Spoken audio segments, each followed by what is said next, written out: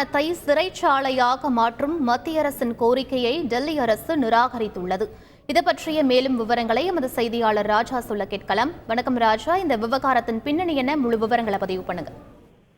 வணக்கம். மத்திய அரசை கண்டித்து பஞ்சாப், ஹரியானா, உத்தரப்பிரதேசம், ராஜஸ்தான் என நாட்டின் பல்வேறு பகுதிகளிலிருந்து இந்த டெல்லியை நோக்கி விவசாயிகள் பேரணியாக செல்ல திட்டமிட்டிருந்தார்கள். இன்று பேரணி பஞ்சாபில் முதல் கட்டமாக தொடங்கி இருக்கிறது. இந்த விவசாயிகளின் பேரணியை மேற்கோள் காட்டி டெல்லி பவானா மைதானத்தை சிறைச்சாலையாக மாற்ற மத்திய அரசு டெல்லி அரசுக்கு கோரிக்கை ஒன்றை வைத்திருக்கிறது. இதற்கு இந்த கோரிக்கையை டெல்லி அரசு நிராகரித்துள்ளது. தற்போது டெல்லியில் ஆம் ஆத்மி தலைமையிலான ஆட்சி நடைபெற்று வருகிறது. அவர்கள் இந்தியா கூட்டணியுடன் இருக்கிறார்கள். தொடர்ந்து பாஜகவுக்கு எதிராக, அதாவது ஆம் ஆத்மி கட்சியை பாஜக ஆம் ஆத்மி கட்சியை சேர்ந்த தலைவரான அரவிந்த் கெஜ்ரிவாலை அமலாக்கத்துறை, சிபிஐ போன்ற மத்திய அமைப்புகள் மூலம் அவர்களை கைது செய்யும் முயற்சியில் பாஜக அரசு ஈடுபட்டு வருவதாக அரவிந்த் கெஜ்ரிவால் குற்றம் சாட்டி வந்த நிலையில் தற்போது இந்த ஒரு அறிவிப்பு முக்கியத்துவமாக பார்க்கப்படுகிறது.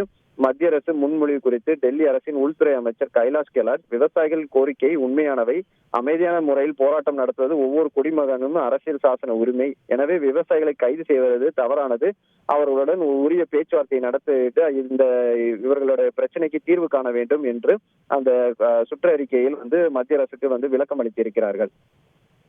விவரங்களுக்கு நன்றி ராஜா.